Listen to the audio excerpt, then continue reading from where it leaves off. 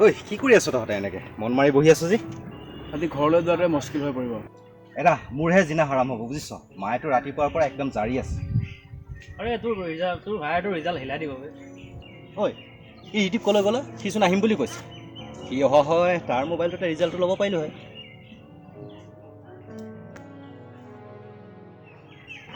ৰমেনিয়ালৈ অহা নাই?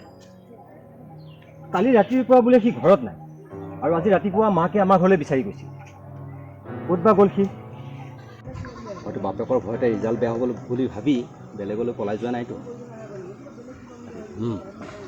ঠিক কৈছ তই। আৰু মই যোৱাকালি সিহঁতৰ ঘৰলৈ যাওঁতে তাৰ বাপেকে কৈছিল, এইবাৰ যদি ৰিজাল্ট ভাল কৰিব নোৱাৰ তেনেহ'লে তই ঘৰলৈ নাহিবি। চে বৰ বেয়া কথা হ'ল। চে এতিয়া আমি ৰিজাল্ট ক'ত পাম? ৰিজাল্ট ৰিজাল্টনো কি? এই আগৰ দৰে মানে মানে মানে ZTMP নেকি? ZTMP যেনে তেনে মেট্ৰিক পাছ। নহ'লে কি জানা? Fail fail. এই ৰ ৰিজাল্ট মই লৈ আহিছোঁ। একদম ফাটাফাটি ৰিজাল্ট। ফাটাফাটি? অঁ, অনুৰাগে ষ্টেণ্ড কৰিছে অসমৰ ভিতৰত তৃতীয়। আৰু আমাৰ থাৰ্ড ডিভিজন।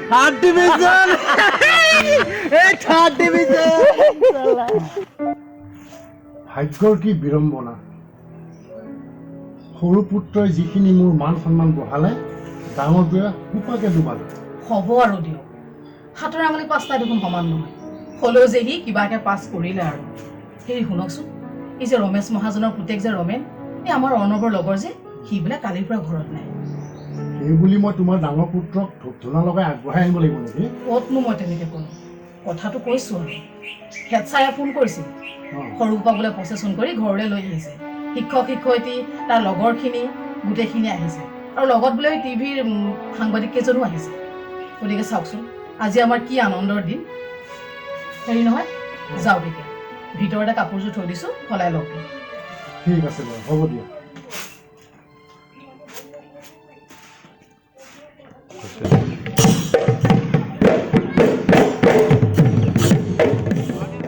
চা আজি হায়াৰ ছেকেণ্ডেৰী ৰিজাল্ট দিয়া এমাহে হ'ল। দেউতাই আজিলৈকে ভালকৈ মতাই নাই। অনবৰতে সিহঁতৰ কথা শুনা। কি আমিবোৰ কি সমাজৰ আৱৰ্জনা নেকি? আৰে আমাৰ ৰিজাল্ট হ'ল থাৰ্ড ডিভিজন। না ভাল কলেজত ছিট পাম নে সমাজৰ পৰা সন্মান পাম। এনে মাৰ্কেৰে চাকৰিৰ আশা কৰাতকৈ পাহাৰত কাছ কণী বিচৰাটো একে কথা।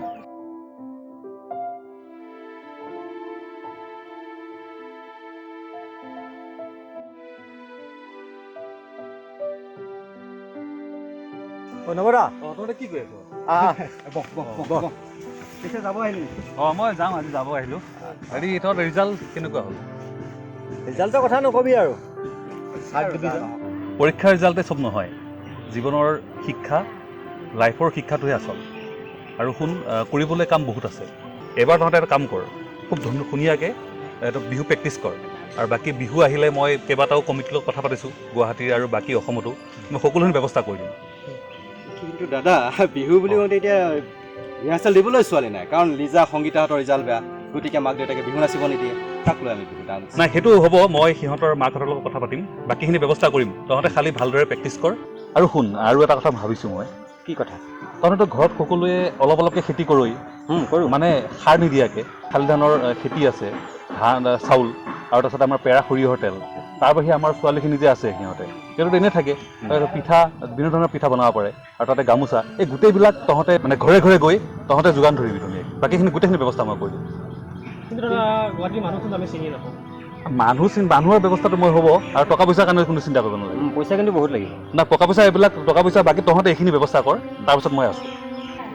পিছে নবদা, মোকতো দেউতাই পঢ়া শুনা বাদ দি এইবোৰ কৰিব নিদিব। না, তহঁতক কোনে পঢ়া শুনা বাদ দিব দিছে? তহঁতে ধুনীয়াকৈ আমাৰ ইয়াত লোকেল কলেজতে পঢ়িবি, আৰু লগে লগে ব্যৱসায়টো আগবঢ়াই নিবি। পিছত যেতিয়া 3 বছৰ পিছত ডিগ্ৰী কমপ্লিট হ'ব তহঁতৰ, আৰু এফালে বিজনেছটো ধুনীয়াকৈ ডাঙৰকৈ কৰিব পাৰিবি। বাৰু ঠিকে আছে দে, মই এতিয়া যাওঁ। তহঁতে গোটেইখিনি আলোচনা কৰি মোক জনাবি। ঠিক আছে। ঐ শুনচোন, অঁ ক।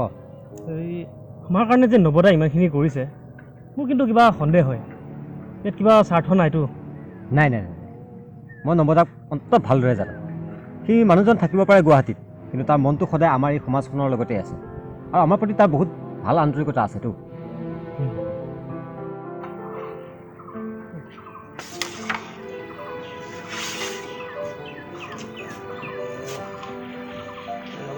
ঐ হা। তহঁতে পিছে এটা কথা মন কৰিছ না কি এতিয়া যে চাউল আৰু পেৰা সৰিয়হৰ তেলৰ চাহিদা যে বাঢ়িছে গম আছে আমাৰ হাঁহ আৰু কুকুৰা ফাৰ্মখনো ডাঙৰ কৰিব লাগিছে অলপ অঁ তই ঠিকে কৈছ সেইটো কিন্তু কামটো কৰিব লাগিব আমি বুজিছ তাকে ফাৰ্ম ডাঙৰ কৰিবি মুৰ্গী পোহাৰ কাৰণে যোৱাকালি বোলে দেউতাক নন্দেশ্বৰ খুৰাই যি বেয়াকৈ কৈছে কি কৈছে আমাক বোলে হেনো এঘৰীয়া কৰি ৰাখিছে এই অৰ্ণৱ এই কালি যে নৱদাই যে বিহু ভিডিঅ' এটা কৰিব দিছিল কিয়নো সেইটো অঁ এইটো মানে আচল কথাটো হ'ল নৱদাৰ প্ৰফেচৰ লগৰ এজন দেলহিৰ অৰিজিনেল দেলহি আমেৰিকাত থাকে অহা বছৰলৈ মানে আমেৰিকাত এটা ফেষ্টিভেল হ'ব তাতে বিভিন্ন ৰাজ্যৰ পৰা বিভিন্ন কালচাৰবিলাক তাতে অনুষ্ঠান কৰা হয় গতিকে আমাৰ অসমৰ হ'ল বিহু গতিকে সেইকাৰণে বিহু এটা আমাক ধুনীয়াকৈ শিকি মানে বিহুটো আমাৰ চিলেক্ট কৰি তালৈ পঠাই দিম আৰু তাতে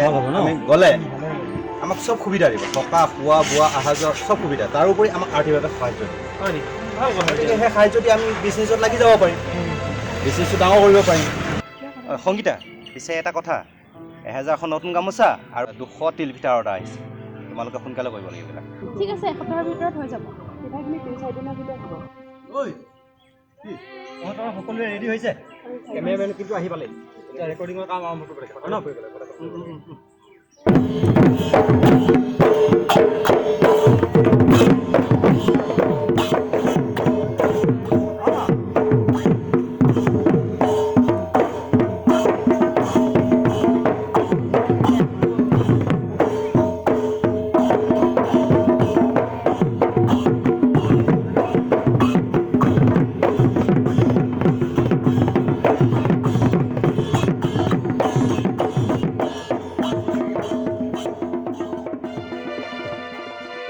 ঐ অৰ্ণৱ নয়ন ভাল খবৰ শুন ডাঙৰ খবৰ আছে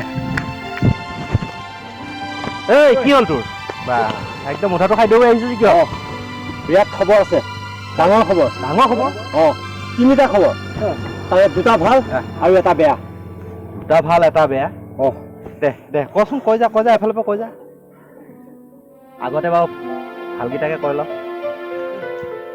প্ৰথমটো শুন আমাৰ বিহু দলটো আমেৰিকালৈ নিৰ্বাচিত হৈছে আৰু দ্বিতীয় ভাল খবৰটো শুন কালি ঘোষিত হোৱা UPSC পৰীক্ষাত ভাৰতৰ ভিতৰতে 3 নম্বৰত পাছ কৰিছে আমাৰ ৰমেন ভাল লাগিছে পেপাৰত পঢ়ি পাইছোঁ সি বহুত কষ্ট কৰিছে কোম্পানীত কাম কৰিছে কিবা কৰিছে বহুত কষ্ট কৰি সি আজি এই অসাধ্য সাধন কৰিছে বুজিছ তাৰমানে আমাৰ ৰমেন বেছি হ'ব আৰু বেয়া খবৰটো কি হ'ব আৰু আমাৰ অনুৰাগ অঁ কি হ'ল অফিচতে ঘোচ লৈ থাকোঁতে ধৰাত পৰিল এতিয়া ৰঙা ঘৰৰ আলহী অনুৰাগ আমাৰ গৌৰৱ গৌৰৱ নহয় কলংক